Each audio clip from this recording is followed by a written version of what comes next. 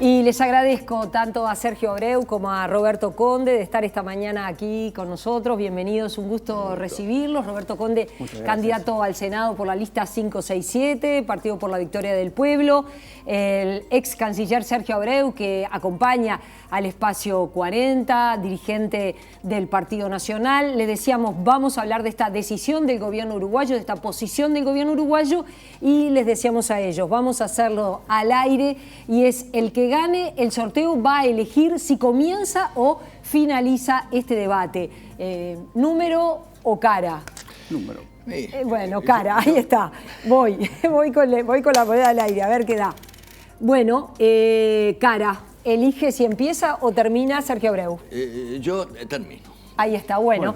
Comienza Roberto Conde, además de ser candidato ahora al Senado, recordemos, es ex vicecanciller. Roberto, el gobierno uruguayo, y voy a leer lo que decía directamente en la página de Presidencia, Uruguay se retira del Tratado Interamericano de Asistencia Recíproca, TIAR, por obsoleto, inconducente y por su uso inapropiado. Así lo informó el ministro de Relaciones Exteriores, Rodolfo Noboa. Consideró además que la medida adoptada el lunes 23 en Nueva York permite la intervención armada sobre Venezuela y aseveró que el país, que Uruguay, jamás se va a prestar para justificar acciones de esa naturaleza. ¿Acompaña esta decisión del gobierno uruguayo? Sí, naturalmente. Me parece correcta, y no solo correcta, sino necesaria y digna.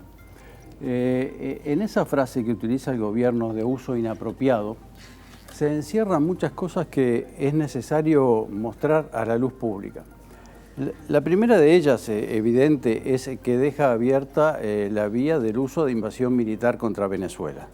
Es todo un capítulo. Nuestro gobierno se ha opuesto desde el comienzo a cualquier alternativa de invasión militar o de solución militar contra la soberanía venezolana.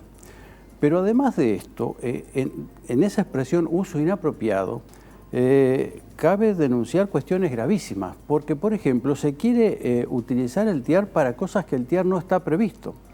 El TIAR está previsto para agresiones contra los estados o contra la soberanía de los estados.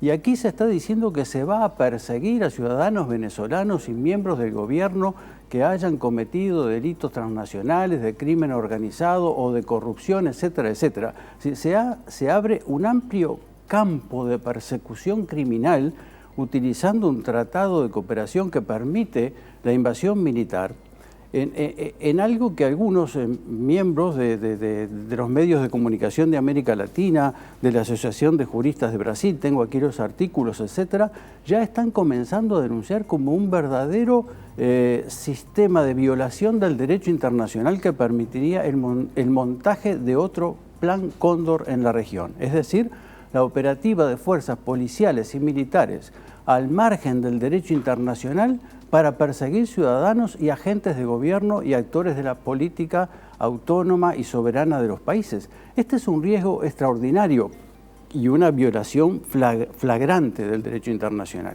De modo que aquí lo que queda abierto es una especie de vía de militarización de la vida política regional. ¿Abreu esta decisión del gobierno uruguayo? Yo lo he visto, pero además lo tengo que conectar con la actuación del senador electo del MPP, el secretario general de la OEA, ex canciller del gobierno del Frente Amplio, ahora un converso absolutamente radical, que eso también habla de las dificultades que tiene para manejar un discurso único, un partido político. El secretario general de la OEA es el actor que impulsa todo este Luis Cóndor, Almagro. Nuevo Cóndor, vamos a decirlo así. Bueno, creo que algo se tendría que hacer responsable el gobierno por llevar gente de esta naturaleza o por lo menos de tener unos ajustes. Lo digo esto por razones de coherencia. ¿Por qué? Porque primero tengo el gusto de estar con el viejo ex canciller y compañero que ya... Las discrepancias están más allá de las relaciones humanas. Digo esto porque es muy importante, con Roberto hemos tenido más de una discrepancia en este tema. El tema jurídico, yo coincido hasta con el elemento de cuestionar la legitimidad del señor Guaidó. Porque el derecho internacional no le está dotando todos los elementos para que digan el señor tiene que ser reconocido como presidente de Venezuela. No me da, y como el Uruguay tiene como gran capital el derecho internacional, que es la defensa de los débiles, yo digo, miren, no me gusta este camino. Tampoco me gusta el camino del TIAR, porque el camino del TIAR es un tratado de legítima defensa de un viejo tiempo del 49, que no puede ser utilizado, y si es utilizado, tiene que ser utilizado dentro del marco de lo que significan las sanciones. Los mismos contenidos de estas sanciones las tenía el UNASUR, el Tratado de UNASUR, que no fue aprobado, no sé, pero fue impulsado por el gobierno anterior, con las mismas cláusulas. Me acuerdo, al Paraguay lo querían bloquear económicamente, jurídicamente, geográficamente. Tengo todos los datos, recordará claramente Roberto. Digo esto porque el tema no es en función de quién, sino en función de qué principios lo defiendo. Y jurídicamente estoy de acuerdo. Hay que defender el derecho internacional. La intervención armada es, de alguna forma, el patrimonio, entre otras cosas, del Partido Nacional de 1965, que fue en el Consejo de Seguridad contra la invasión de Estados Unidos a Santo Domingo, donde nosotros incorporamos en el sistema interamericano el principio de la no intervención y después se incorporó a las Naciones Unidas en la resolución 2026. Digo esto porque jurídicamente podemos estar de acuerdo, pero acá el otro problema que lo quiero conversar con tranquilidad es, yo quiero saber si Roberto y nosotros o todos entendemos que en Venezuela se violan o no los derechos humanos. Y como a mí me parece que los derechos humanos son de todos, no solo son derechos, sino también de los izquierdos humanos, quisiera saber cómo enfrentamos, para que nosotros es una dictadura, sin que el derecho nos permita ni la intervención a la fuerza, ni buscar vueltas de actores políticos que antes estaban en otras filas. Roberto, ¿tiene responsabilidad, como dice el ex canciller Abreu, tiene responsabilidad el Frente Amplio, el gobierno del Frente Amplio, de haber llevado y de haber colocado a Luis Almagro, donde hoy Almagro que es secretario general de la Organización de Estados Americanos, que es el que está en definitiva detrás de todas estas decisiones? Eso por un lado, y por otro lado el tema de fondo, y es si en Venezuela se violan o no se violan los derechos humanos. Bueno, el Frente Amplio no designó a Almagro. En todo caso, Almagro utilizó el prestigio que le generó ser el canciller del presidente Mujica para escalar a esa posición. La designación de Almagro fue decidida, como ocurre normalmente, pero a mí me consta, en la ciudad de Washington por los Estados Unidos de Norteamérica. Allí se decidió el nombramiento de Almagro. ¿Y la propuesta no fue del presidente Mujica? El presidente Mujica no sé de qué manera abogó por su nombramiento. Disculpame no, naturalmente. Pero el nombramiento del secretario general de la OEA tiene el patrocinio de los Estados Unidos. Allí se decidió en Washington el nombramiento de Almagro. No me voy a remontar a los orígenes de Almagro en el Partido Nacional, porque entonces estaríamos cambiando, sería una doble traición al Partido Nacional, la función pública me interesa, y al Frente Amplio. No tengo elementos, porque además no me parece que sea el centro de la cuestión, pero claramente Almagro ha errado el camino de una manera brutal y desde el primer momento se ha sumado a la estrategia de la intervención militar sobre Venezuela, lo cual es una monstruosidad para un secretario general de la OEA que tendría que jugar un papel absolutamente inverso. Nosotros tenemos una posición clara. El gobierno nuestro tiene una posición diáfana en esto. Lo mejor para todos nosotros, empezando para el sufrido pueblo venezolano, es que el presidente Maduro se relegitimara en una elección, que el pueblo venezolano lo volviese a elegir o eligiese otro presidente. Pero ese es un asunto que tienen que resolver los venezolanos mediante un armisticio político que solo puede producirse bajo 4 condiciones. La primera de ellas, cese inmediato de la amenaza de invasión militar a Venezuela. Esto es una monstruosidad, es una intervención directa en los asuntos internos de un Estado, que no está justificada por el derecho internacional. Segundo, levantamiento inmediato del bloqueo económico-financiero que está asfixiando por hambre no al gobierno, sino al pueblo venezolano.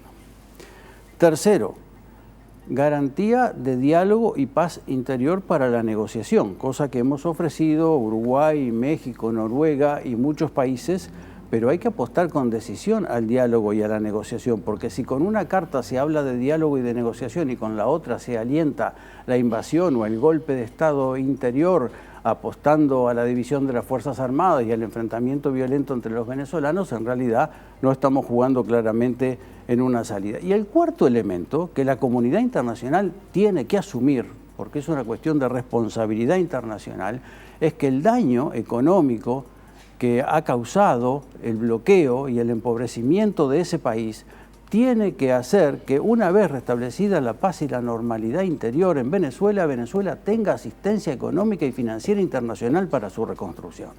Con estas cuatro condiciones, que son las que además el gobierno uruguayo promueve, nosotros podremos asistir a una normalización de la situación venezolana, que es un drama para los venezolanos y un drama para todos los latinoamericanos, porque además la situación de Venezuela no nos permite o nos impide directamente avanzar en procesos estratégicos fundamentales para nuestros países como son la integración regional.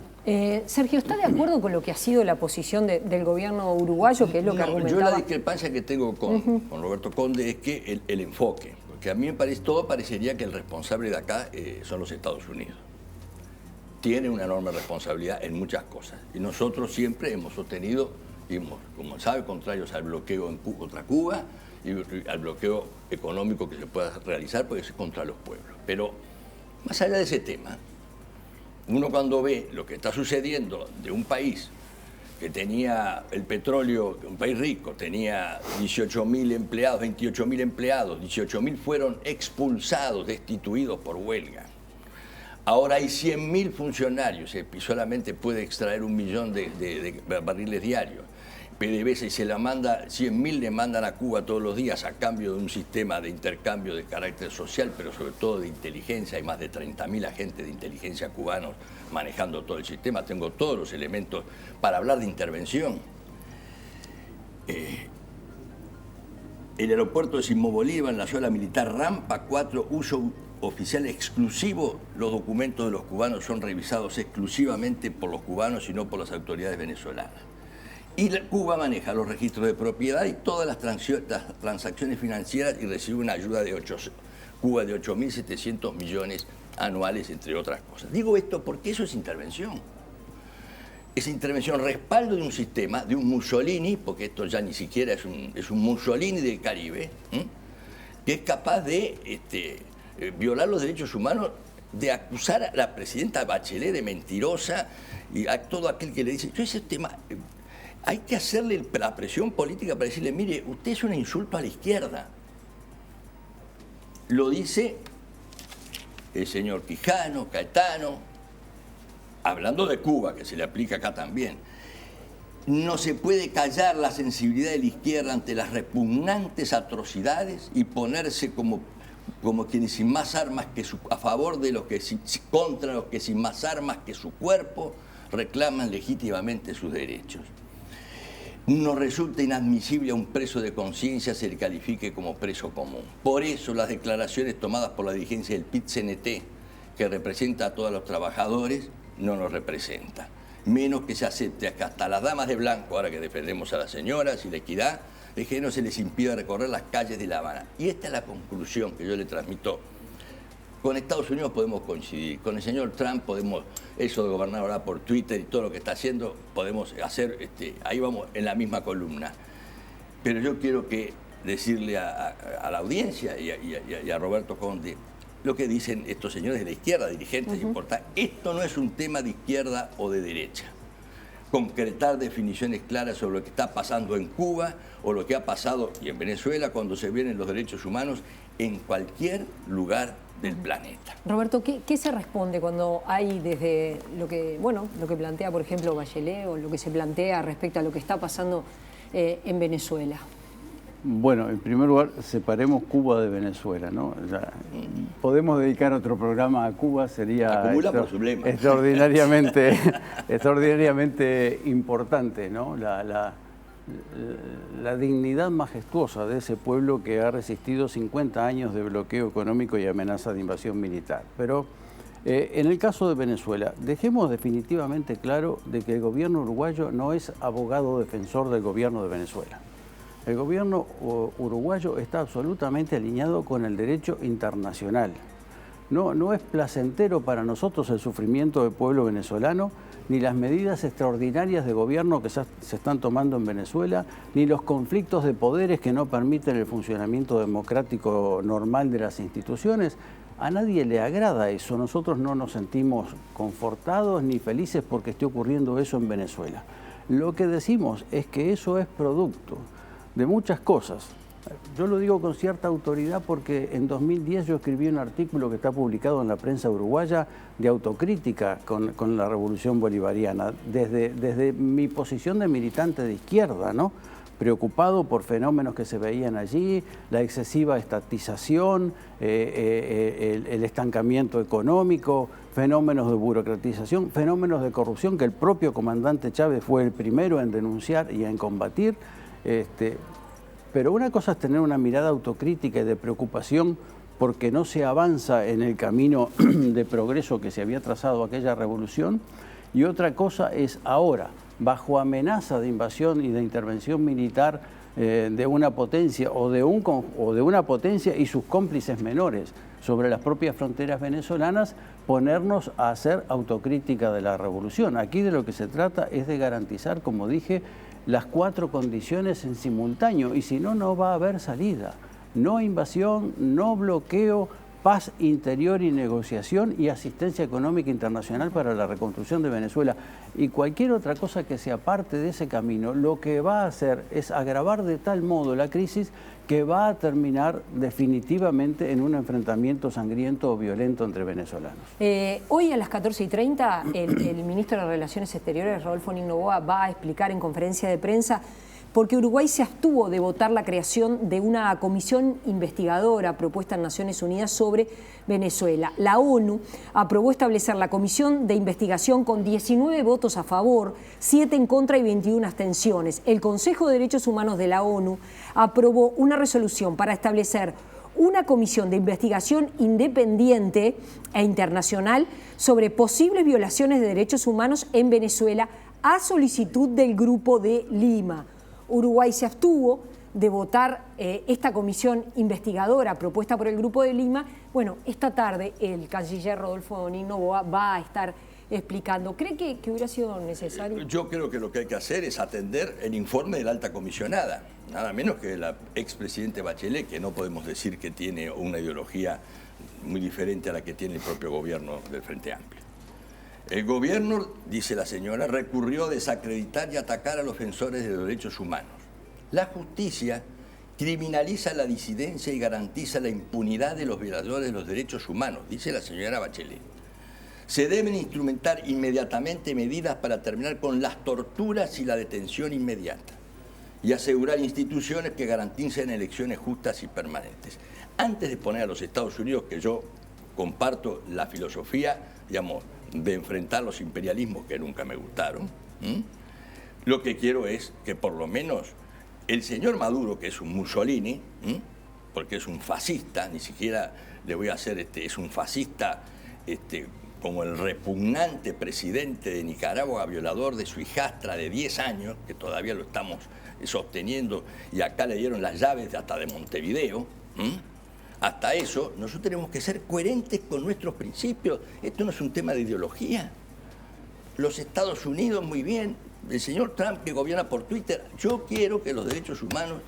Entonces, si la señora de comisiones, nada menos que la expresidente, pide una comisión investigadora, la respuesta del señor Maduro es miente, es una mentirosa, no deja a nadie en paz. El problema, ¿saben cuál es? Que es una narcodictadura dispuesta a no dialogar ni entregar el poder, que poco tiene de ideología, que ha traicionado un principio del socialismo que puede ser compartido y discutido, pero eso no es socialismo. Es el fascismo más asqueroso que pueda existir en una persona que viola los derechos humanos con torturas en ese helicoide, que podemos dar de alguna manera también los detalles de cómo se tortura a la gente y se persigue. El derecho juega, las Naciones Unidas también. Respetemos esos temas y ¿por qué no se va a someter a una comisión investigadora?